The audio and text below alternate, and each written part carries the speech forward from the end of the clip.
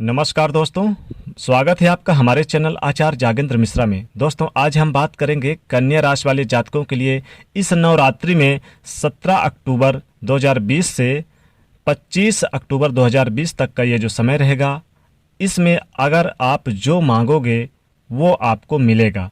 यानी कि दोस्तों, माँ दुर्गा की सेवा आराधना करने से 17 से 25 अक्टूबर के बीच आप अगर सेवा आराधना भक्ति करते हैं तो जो मांगोगे कन्या राशि वालों वो आपको मिलेगा। दोस्तों, हर वर्ष पितृपक्ष समाप्त होने के ठीक बाद शारदीय नवरात्रि की शुरुआत हो जाती थी, लेकिन इस बार 1 माह का इंतजार करना पड़ा। 1 महीने के इंतजार के बाद शारदीय नवरात्रि की शुरुआत 17 अक्टूबर से होगी। ये नवरात्रि 17 अक्टूबर 2020 से 25 अक्टूबर 2020 तक चलने वाली है। माँ दुर्गा की आराधना के लिए कन्या राशि वालों, माँ दुर्गा का आशीर्वाद प्राप्त करने के लिए आपके लिए कन्या राशि वालों ये जो 9 दिन होगा बहुत ही इम्पोर्टेंट रहने वाला है। आपकी सारी इच्छाएं पूरी करने वाले रहेंगे। आप अगर मन से पूजा करते हैं, तन से पूजा करते हैं, माना जाता है कि इन 9 दिनों में माँ दुर्गा पृथ्वी पर वास करती हैं। अपनी ऊर्जा के लिए सभी अपने भक्तों के दुख हर लेती हैं। दोस्तों, इस बार जो नवरात्रि है वो खास योग बन रहे हैं कन्या राशि वालों, और इन नवरात्रियों की जो खास योग हैं वो कन्या राशि को यानी कन्या राशि के लोगों के लिए अपनी मनोकामना पूरी करने के लिए, यानी कि इस दरमियान आपकी सारी मनोकामना पूरी कर सकते हैं। कन्या राशि के लोगों के लिए अपनी मनोकामनाओं के लिए पूरा कर सकते हैं। आज की इस वीडियो में हम जानेंगे कन्या राशि के लोगों के लिए इस नवरात्रि में वो कन्या राशि के लोगों के लिए अपनी मनोकामनाओं के लिए पूरा कर सकते हैं। आज की इस वीडियो में हम जानेंगे कन्या राशि के लोगों के लिए इस नवरात्रि में कौन से वो कार्य होंगे, कौन सा वह उपाय होगा कि किस ग्रंथ के किस चीज़ की पाठ करें आप, ताकि आपको इन नवरात्रियों का पूरा फल आपको प्राप्त हो सके। क्योंकि माँ दुर्गा अपने भक्तों की हर पल सुनती है, और ऐसे में जब शुभ योग बनते हैं उस दौरान पूजा पाठ किए जाते हैं, उस दौरान कुछ उपाय किए जाते हैं तो आपकी इच्छाएं पूरी होती है। पुत्र की कामना, संतान की कामना, व्यापार में तेजी लाना, नौकरी नहीं है तो नौकरी की कामना, विवाह की कामना, यानी कि जिस कामना के लिए आप इन कार्यों को करेंगे वो कामनाएं आपकी पूरी होंगी। दोस्तों, नवरात्रि माँ दुर्गा को प्रसन्न करने के लिए सबसे खास दिन होते हैं। पूरे देश में प्रेम, करुणा, वात्सल्य, पालन, ममता, इन सब का आवरण माँ देवी करती हैं, यानी कि भाव व्यक्तित्व को प्रकट करता है। ये नवरात्रि का पर्व, नवरात्रि के पर्व में माँ का जो वाहन होता है वो बहुत ही अहमियत रखता है। वैसे तो दुर्गा माँ का वाहन शेर है, लेकिन जब इन नवरात्रियों में माँ दुर्गा का जिस दिन का आह्वान होता है उस दिन के हिसाब से वाहन का तय होता है।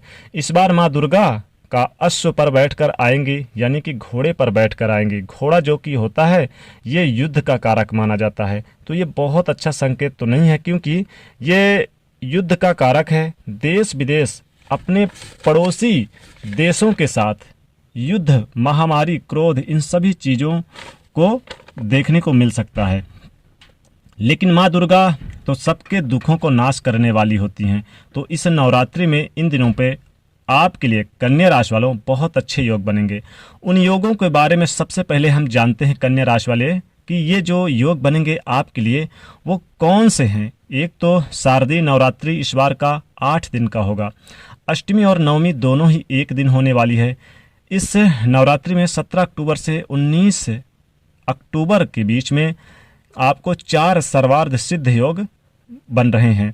इसके अलावा 18 अक्टूबर से 24 अक्टूबर के बीच सिद्धि महायोग बन रहा है, और इस दौरान अमृत सिद्धि योग भी बन रहा है, जो कि बहुत ही अच्छा योग माना जाता है। अमृत सिद्धि योग में कोई भी कार्य करें तो आपके कोई भी कार्य अधूरे नहीं होते, जीवन में बहुत फलीभूत होते हैं। इसलिए कन्या राशि वालों, आप किसी भी कार्य की शुरुआत करें, चाहे घर या मकान, वाहन कोई भी करें, आप इसी मुहूर्त पे करिए। 19 अक्टूबर को आयुष्मान योग बनेगा और 20 अक्टूबर को सौभाग्य योग बनेगा। जब ऐसे में सुंदर योग बनते हैं तो ये दिन बहुत शुभ हो जाते हैं। वैसे भी नव दुर्गा तो नव ज्योति के स्वरूप है, जो नौ दुर्गा के स्वरूप है उनको समर्पित है। तो ये जो 9 दिन वैसे भी सिद्ध प्राप्त करने के लिए, मनोकामनाओं को पूरी करने के लिए बहुत शुभ माने जाते हैं। तो कन्या राशि वालों, ऐसे में इन योगों का होना आपके लिए बेहद लाभकारी रहेगा। आपकी जो कामना है, आप जो पाना चाहते हैं, उसका संकल्प लें मन में, ताकि जो भी कामना हो उसका संकल्प मन में लेकर पूर्ण करें, यानी व्रत की शुरुआत करें। इस दिन का जो अभिजीत मुहूर्त होगा वह सुबह 11:45 से लेके या 11:49 से लेके 12:36 तक रहेगा। जो घट स्थापना होती है, मन में संकल्प ले और संकल्प लेने के साथ विधि विधान से कार्य करें और दुर्गा पाठ करें। ब्रह्म मुहूर्त में उठें, स्नान करें। घर में पवित्र स्नान को एक साफ मिट्टी बेड़ी बनाएं, उससे जौ और गेहूं दोनों को मिलाकर उगाना है। इस वेदी के समीप ही पवित्र स्थान पर आपको पृथ्वी का पूजन करने वहां एक कलश की स्थापना करें। मिट्टी का भी कर सकते हैं। और माँ दुर्गा को लाल पुष्प बहुत प्रिय होता है, इसलिए लाल पुष्प भी अर्पित करें। आपके पास हो तो कर सकते हैं। इसके बाद उस कलश में पान के हरे पत्ते, दूर्वा, पंचामृत डालकर उसके मुंह पर लोटे के ऊपर मौली जो सूत्र होता है उसको बांध देना है। कलश स्थापना करने के बाद सर्वप्रथम गणेश जी की पूजा करें और फिर वहां माँ दुर्गा की मूर्ति या चित्र का विराजमान करें। उसके बाद अक्षत, पुष्प, धूप, दीप, नैवेद्य सभी चीज़ों से उनकी पूजा अर्चना करें। और पूजा अर्चना करने के बाद आपको जो पाठ करना है, कन्या राशि के लोगों को वो जो पाठ है वो है गायत्री मंत्र का। इस नौ दुर्गा के 9 दिन जब आप गायत्री मंत्र का जाप करें, जब आप ये सभी कार्य करते हैं तो पूजा पाठ करते हैं, माँ दुर्गा की पूजा करते हैं, वहीं बैठकर आपको गायत्री मंत्र का जाप करना है। और उसके बाद आप दुर्गा स्तुति करनी है, दुर्गा जी की आरती करें, प्रसाद को वितरित करें। इन सभी कार्यों को आपको पूरे 8 दिन तक करना है। अगर आप इस मंत्र का जाप करते हैं और दुर्गा स्तुति करते हैं, दुर्गा जी की आरती करते हैं, तो कन्या राशि वालों निश्चित रूप से आपकी सभी मनोकामनाएं पूर्ति होंगी। एक तो देखिए, जो गायत्री मंत्र होता है वो बहुत बड़ा पावरफुल मंत्र होता है। एक गायत्री मंत्र में इतनी शक्ति, इतनी ताकत होती है कि अगर आपको नियमित रूप से जपें तो आपके बहुत से परेशानियों को हल कर सकता है। और जब इसका जो जप होता है वो नवरात्रि के ऐसे दिनों में किया जाएगा, दुर्गा के 9 दिनों में किया जाएगा, तो शुभ योगों के बीच में किया जाएगा, तो वह अधिक फल देने वाला होगा। इसलिए आपको इस मंत्र का जाप जरूर करना है। नवरात्रि जब खत्म होंगे तो नवमी के पूजन के बाद आपको कन्याओं को भोजन भी कराना है और कन्याओं को भोजन कराएं और उन्हें कुछ यथाशक्ति दान दक्षिणा करें। जब आप नवरात्रि में व्रत पूजन करते हैं तो ब्रह्मचर्य का भी पालन करना चाहिए।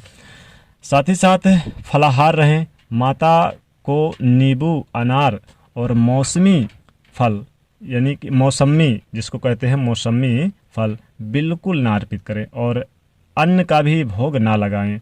यानी इन चीज़ों का भोग ना लगाएं, ना नींबू का लगाएं, ना अनार का, मौसमी जो होती है जिससे जूस निकलता है वो ना भोग लगाएं और अन्न भी न लगाएं। और क्षमा, दया, उदारता का भाव अपने अंदर रखें। क्रोध, मोह, लोभ इन सभी चीज़ों को त्याग कर कन्या राशि वालों आपको माँ दुर्गा की पूजा अर्चना करनी है।